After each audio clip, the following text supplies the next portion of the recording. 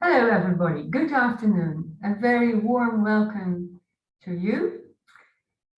This is a lecture in the series Entanglements of the VU University Environmental Humanities Center. And we are very happy to host today Dr. Kristian Mennen, who is going to talk about his current research.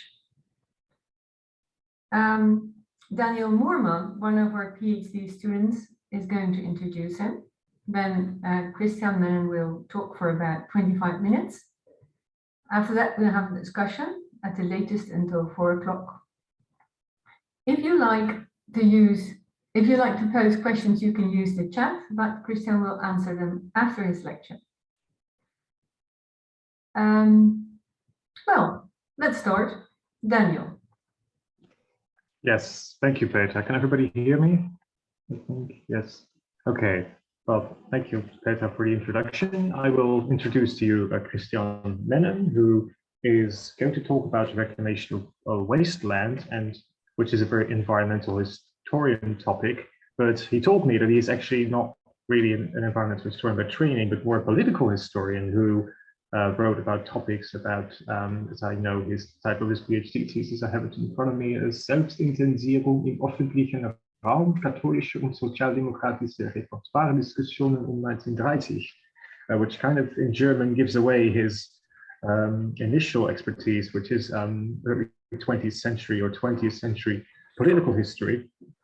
But he recently finished, I must say, a project of 3 years, the project called Policymaking of Early Nature Conservation, the Netherlands and the United Kingdom Compared, 1930-1960, which was a long-running research project at the Radboud University in Nijmegen, which was sponsored by a European Marie Curie Fund. I know it's called different, but I'm going to call it that because I can't pronounce the rest of it. In which he also looked at the policy making of nature conservation and reclamation of land. And that is also the inspiration for his lecture today and his move to a more environmental topic. So, Kristian, I would like to give you the floor to talk more about this. Yes. Thank you, Daniel, for your kind introduction. Let me first try and share my screen for the PowerPoint. Can everyone now see the first sheet with the title? And can everyone hear me right? Okay, perfect. So I'll just start. Thanks again, Daniel, for your introduction. And thank you, Petra, and the Environmental Humanities Center at the VU University for hosting me for this lecture in the Entanglements series. I'm happy to present one case study for my postdoc research project about policy making of early nature conservation in the Netherlands and United Kingdom between 1930 and 1960. And from this large comparative project, I picked the reclamation of wasteland in the Netherlands in the 1930s as a telling example for my own approach towards environmental history. And I could describe this approach as writing a political history of nature conservation. What I will do in the next 20 to 30 minutes is to give you a very brief introduction about the subject and research perspective of this postdoc project at large. Following that, I will offer you two different contexts. First, the context why the reclamation of wasteland was such an important topic in the Netherlands in the 1930s. And secondly, how nature conservation and the nature conservation movement stood with regards to this problem. And the main argument and the most important question, which I asked in this project, is contained in the second part of my lecture. How did civil society organizations in the field of nature conservation try to exert influence on political actors to prevent the reclamation of scientifically valuable sites and assign a protected status to selected natural areas? Well, to start with these basics, what is my project actually about? In this field of what nature conservation policy was in large parts, large sections of the 20th century, I am focusing on civil society organizations for nature conservation as the main actors in this story. and obviously also to the interaction between these organizations and scientific actors, to their contacts with politicians and civil servants who they sought to convince to take necessary measures to protect nature. So before you will be raising questions about these aspects, I'm not very interested in the top level in this graph about the formal legislation resulting from these policymaking and agenda setting activities. And one important reason for this, a Nature Conservation Act under that name did not exist in the Netherlands until 1967. A lot of minor laws did exist about aspects of the protection of nature and wild fauna. For example, the Game Law, the Bird Protection Act, or the Natuurschoonwet or Natural Beauty Act of 1928. More about that later. But you might suspect that nothing really happened in the field of legislation between the 1920s and the 1960s, which is actually true. But it does not mean that nature conservation organizations had been just unsuccessful, failing to achieve their goals in these decades. I am therefore taking a broader approach and looking at what politicians, ministers, and civil servants did do in terms of practical administrative measures for the protection of animals or natural areas without a formal legislative basis. And this is exactly what happened in the 1930s as a kind of giveaway to my conclusions. On the other hand, the lowest level in this picture, I'm not very interested in what happened on the ground in the natural areas at stake, the status of wild flora and fauna, of biodiversity. My story is a story about people, humans, and their interaction and power relations.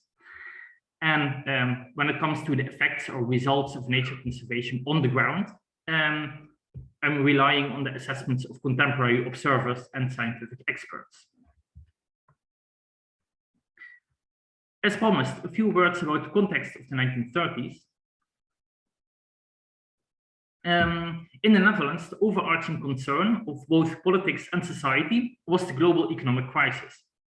Particularly the Netherlands, as an export-oriented economy, were hit hard, and the unemployment figures rose to a maximum of 600,000 in 1935, which means that at that time, 19.4% of the Dutch labor force was unemployed and depended on state benefits. And obviously, there's also a number of family members who were not officially registered as unemployed, but relied on the income of usually the male breadwinner. So the social consequences of the crisis were even more severe than these numbers suggest. One of the possible solutions which the Dutch government took to mitigate this situation was to create temporary subsidized jobs via public works programs and infrastructural works. The idea was as follows: if infrastructural works had been planned anyway, but they could not be realized because of difficult economic situation and conditions, the National Ministry of Social Affairs had the option to subsidize the labor costs, and the labor costs only, for such a project, provided that work and this labor was performed by unemployed. So unemployed workers had the option, or even the obligation in some cases, but legislation changed during the 1930s. Instead of sitting at home, receiving unemployment benefits and spending this money on booze or on Communist Party propaganda, they were ordered to go and help out digging new canals, building bridges, reclaiming new polders from the sea, or, for example, this is a project on this PowerPoint sheet, a project which started in 1934, creating a new recreational area near Amsterdam, the so-called Amsterdamse Bos. As you can imagine, this was a very labor-intensive affair, just digging out ponds and canals, etc. Hard, unskilled labor. The local municipality or the construction or land reclamation company still had to provide for tools and machines for the organization of the work, in some cases for food, drinks, and housing for the workers. But the labor costs, and in this type of work, that was the bulk of the cost, were covered by the Ministry of Social Affairs to a given percentage, but in some cases it was up to 100%, which was subsidized. So the construction company could build a new bridge or landscape park to a lower cost. The unemployed workers could finally do something useful, like do healthy work in the open air. and got a little financial extra. The municipality did no longer need to pay unemployment benefits, and the society at large got a new asset, a common benefit, a new canal for future economic growth, a landscape park in which the urban population of Amsterdam could finally seek refuge from the dirt, crowdedness, and air pollution. You would say a win-win-win-win situation for everyone involved. And even nature conservation organizations could benefit from these subsidized labor programs. There's a kind of aside funny detail, but I found this in the archives of Natuurmonumenten, the Dutch Association for the Preservation of Natural Monuments, and at that time, the most important nature conservation association in the Netherlands. Nature conservation organizations could also utilize this system of subsidized labor. This is a form which I found in the archives, in which Natuurmonumenten declared the labor costs made in one of these work objects that's in the upper left of this form at Imbos, Hageno, which is part of the Veluwezoom National Park, intended for tewerkgestelden, unemployed, from the municipality of Reden. And they were asked in the national park to clear forest roads, plant new trees, all that kind of unskilled manual labor tasks. To the left-hand side, the number of workers per day divided in 4 different working teams. The paid salary, 30 or 31 cents per hour, that's guilder cents at that time. But the total amounts to hundreds of guilders per month for Natuurmonumenten, or actually not for Natuurmonumenten, because, well, Natuurmonumenten paid these workers, but because the work was subsidized to 100%, it meant free labor for the cause of nature conservation and for the management of this nature reserve. Now, back to the reclamation of wastelands. Wasteland, or woestegronden in Dutch, was the general term back then for all types of uncultivated land, ranging from dunes to heaths, marshes, moorlands, rough pastures, etc. In 1900, this map, these areas covered no less than 600,000 hectares of land in the Netherlands. At that time, 18% of the European land surface of the country. Numbers may differ depending on whether you count forests and dunes in or not. Large parts of these wasteland areas were actually man-made and in extensive agricultural use for sheep grazing, weed cutting, coppicing, sod plugging. But these kind of activities were in lower esteem than proper agriculture. Arable land, grazing land, or production forest, that is proper agricultural land, and the swamp in which you can cut wheat was not. So that means that if a farmer, a land reclamation company, or a local government plan to reclaim these lands, to convert wasteland into proper agricultural land, this was recognized as useful for society and therefore as eligible for state subsidies for job creation measures. In normal times, such a reclamation work would often not be economically feasible. Reclaiming a swamp area or a heath required a lot of manual labor, digging ditches, canals for drainage, as on these photographs. It was quite expensive to get this work done, and the quality and the added value of the agricultural land was usually small. In some cases, because of the poor quality of the soil, the land could not even be used for agriculture, and reclamation action had to end with the planting of a new conifer forest. But still, in a time of economic crisis and mass unemployment, when the Ministry of Social Affairs is willing to subsidize labor costs anyway to 100%, it became suddenly possible to pursue such reclamation works after all. The consequences was that huge areas of wasteland were reclaimed each year up to the point in the 1930s when scientists and conservationists started to worry. When can we expect that wastelands have completely vanished from the Netherlands? And by 1940, and as said, dunes and forest may be part of these figures. I'm not coming to these details now. That point was approaching. Another related question though, if that is the case, why should we care? Why do we think that we should protect or preserve wasteland or parts thereof for future generations? Now, that finally brings us to the second part of this lecture, or the second context, nature conservation and contemporary definitions of nature in the 1930s in the Netherlands. As already mentioned, the most important nature conservation back then was actually called Association for the Preservation of Natural Monuments, Behoud van Natuurmonumenten. And the common practice was to protect these so-called natural monuments. And the best method to protect them was back then to purchase them. Many of these natural monuments at that time were not nature reserves or natural areas in a modern sense. And they actually more complied to the ideal of an Arcadian nature, of an old monumental country estate with an aesthetically appealing mix of copses, fields, hedgerows, all tree lanes, some scattered farm buildings, and of course, castle right in the middle. An important function of these natural monuments was open air recreation by the inhabitants of the large cities in the Netherlands and of the members of the association Natuurmonumenten in particular. They were invited to come and visit the natural monuments for rambling, cycling, picnicking, and enjoying natural beauty. And this natural beauty, this natuurschoon in Dutch, became the main legitimization for nature conservation in the 1920s. After a successful political action, even a so-called Natuurschoonwet or Natural Beauty Act was adopted in 1928. This act stipulated that private owners of large estates could enjoy tax facilities or allowances if they agreed to preserve their property in its present state and allowed access to recreationists to enjoy this natural beauty. The point about this law, however, is the definition of this natural beauty in the law. Natuurschoon was narrowly defined as forests and woodlands only. Other forms of natural beauty were not covered. Say heath, moorlands, marshes, all these subcategories of wasteland did not qualify as natural beauty.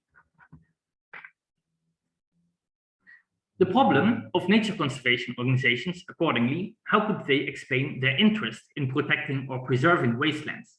Just look at these three pictures from left to right, a plot of heathland, of arable land, and a forest.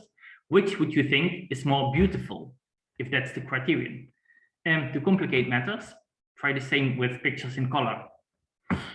And unsurprisingly, agricultural lobby groups and land reclamation companies could even claim, and they did so in the 1930s, that their work actually enhanced the natural beauty of the Netherlands. They had finally converted these barren wastelands to the right and left-hand side into productive cornfields or a beautiful forest. Now, finally, we reached the core interest of my research project, the strategies and tactics followed and applied by the conservationist movement in the Netherlands. The standard procedure, land purchase, just buying land and preserve it in its present state, was not possible in this case. This was about hundreds of thousands of hectares of land. Besides, the owners of the land, farmers and local governments, were usually unwilling to sell. The land in question was in the 1930s no longer useless wasteland because after successful reclamation, it represented a certain economic and financial value, and they wanted to see some of that when purchasing to a nature conservation organization. And vice versa, members and financial sponsors of Natuurmonumenten were, of course, unwilling to pay large sums to purchase wasteland and block the development of or expansion of economically useful agricultural businesses when there's an economic crisis going on anyway. The second option, or the second possible strategy, public appeals to political actors, was also not very successful. This first happened, for example, in 1929, when 50 scientific experts, most of them professors in the areas of biology, geology, botany, etc., sent a letter to the editor of the national newspapers, appealing to the government not to reclaim all wasteland in the Netherlands, but to preserve the scientifically interesting parts as natural monuments. A similar call was voiced by Natuurmonumenten and by the Contact Committee for the Protection of Nature, and the umbrella organization of all conservationist organizations in the Netherlands, in 1934. This second public appeal, however, met ferocious resistance by the agricultural lobby groups. They opposed any restrictions on reclamation of wasteland and accused the conservationists of disregarding the economic interest of the farmers and future generations of farmers. And under such circumstances, obviously, the minister was unwilling to grant any concessions to nature conservation, especially since the agricultural lobby had its own representation in parliament, and everybody's mind was on mitigating the disastrous effects of economic crisis and mass unemployment. And the reclamation of wasteland was, after all, a fine method to contribute to the solution of these problems. Individual politicians or civil servants might and did support the cause of nature conservation, but since the majority of parliament did not, any legislative initiative had to cope with skeptical questions about the cost or about the consequences for the agricultural sector and for the economy at large. And this is why this third argument or tactic, scientific interest, became the most important argument for nature conservation and against the reclamation of wasteland in the 1930s. The argument became a loophole to draw attention to natural areas endangered by land reclamation.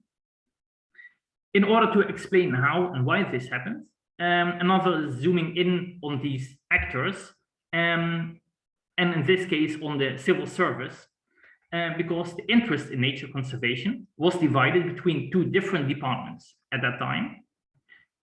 That was, on one hand, the Department of Agriculture and Fisheries, back then responsible for all matters relating to nature conservation.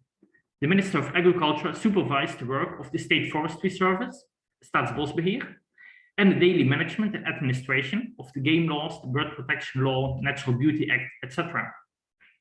Although obviously within his department, the agricultural interest had a strong and usually decisive voice.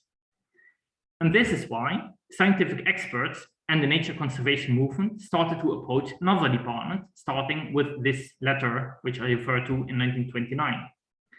The Ministry of Education, Arts and Sciences was susceptible for the argument that wasteland, or at least a part of wasteland, was of crucial importance for scientific research, and therefore this department became the first point of contact for both scientific societies and for nature conservation organizations when they spoke against the reclamation of wasteland.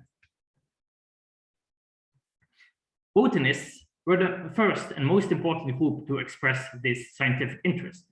And indeed, when they first came to visit some of these scientifically unexplored heaths, moorlands, and marshes in the east and south of the Netherlands in the 1930s, because previously they were not that interested in the native flora in the Netherlands itself either. But still, when botanists finally made it to the wasteland, they stumbled across peculiar species, such as the bellheather on the left-hand side, or the great horsetail on the right-hand side, and concluded that obviously it is of the highest scientific importance that the sites containing these rare and special and unique plants should be preserved for scientific study and not fall victim to drainage, land reclamation, or land consolidation measures. Procedure-wise, that still took a lot of persuading in back chambers. Through informal contacts between the board members of Natuurmonumenten, senior civil servants, and the ministers themselves, both the Minister of Agriculture and the Minister of Education. Natuurmonumenten would, for example, invite a minister to a visit to one of the natural monuments and discuss matters of nature conservation and land reclamation. And afterwards ask the two ministers to discuss things with each other and ask them to refer to expert advice. And the two departments did reach an understanding, an arrangement how to deal with potential conflicts between land reclamation on the one hand and nature conservation on the other. And it is important to note that this was only a deal between the two departments. It did not have the status of law, it never received the approval of Parliament, which was not necessary as long as no additional funding was required, and could have been revoked at all times.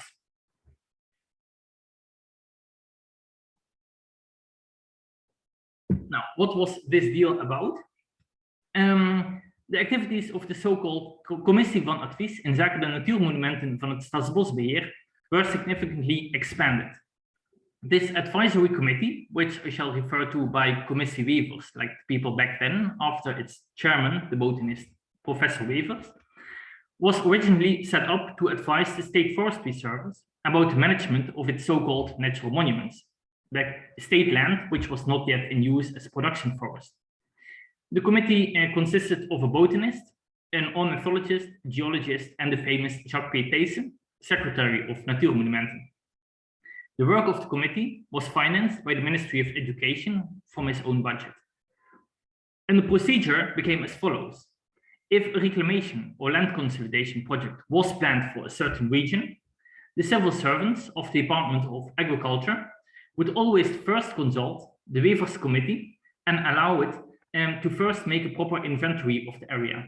And if they found sites with peculiar flora or special bird breeding grounds or things like that, then there was the option to leave out these sites from the eventual reclamation works. To give you one example for this from the archives, a report about a field trip and about everyone who was important back then in the policymaking around the field of nature conservation was on that trip back then. In 1941, it was to the region, to the northwestern part of the province of Overijssel, where large land reclamation works in the marshes were prepared.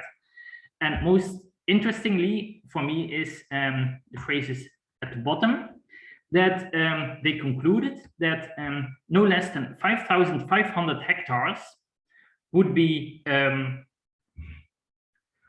excluded from the project and preserved as natural monument. Just like that.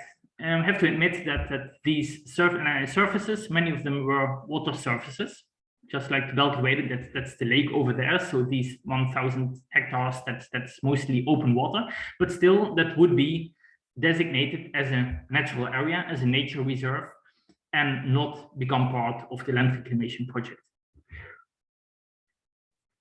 The arrangement did not have the power of law, so a land reclamation company or agricultural organization could always appeal to this decision and ask for these areas to be reclaimed after all, which, by the way, they did after the Second World War. But in terms of effectiveness, nature conservation organizations in the Netherlands were happy to follow the path of informal back-chamber deals, loose arrangements in the civil service level, without Parliament getting involved. Now, for some concluding remarks, this is very much about the political side of things. How did nature conservation organizations in the Netherlands manage to get their voices heard at political and policy-making levels, particularly in the trying conditions of the 1930s, when the economic crisis and mass unemployment spoke strongly in favor of large-scale land reclamation? My story is largely a story about people, conservationists, scientists, ministers, and civil servants, and their ideas about interpretations of nature and their decisions about what to do about and with nature. The last few decades have seen lots of studies about environmentalist policymaking, in which these studies tend to compare policymaking in the field of environmental problems, comparing the United States to the Netherlands, to West Germany, etc., since the 1970s. And some of these studies have identified a nationally specific style of governance, of a certain balance between state action on the one hand and involvement by civil society on the other hand. And some of these projects, some of these studies project these images or these ideas or models about how to do nature conservation in a certain country or national context onto the past, on the time before 1960. Now, my question would be, is the procedure which I have described here with the Weavers Committee as an advisory expert body in a central role and without a formal legislative basis, but based on an informal agreement between two departments, which could have been revoked at all times, was that unique or special for the Netherlands? I cannot tell you, because in my project, I only had the United Kingdom in these decades as a point of reference. And indeed, the strategies of nature conservation did work very differently over there, with a much greater emphasis on the political level, political actions, questions in the House of Commons, petitions to the minister, etc. So is the reason why Dutch nature conservation organizations used another path used another other strategy relied on these informal deals and the work of the Weavers Committee. Was that typically for the Netherlands because the Netherlands had this political culture of informal back chamber deals? Or was it just the only possible solution, the last resort for the nature conservation movement in the specific conditions of the 1930s, because politicians would not listen to arguments of nature conservation in the, because of the economic crisis and unemployment. But still, even if that is so, and the Dutch civil service and the nature conservation movement came to this agreement and to this mechanism and these structures of consultation and of back chamber deals in the 1930s, outside formal legislation, is it not very interesting that this has become a common practice in Dutch policymaking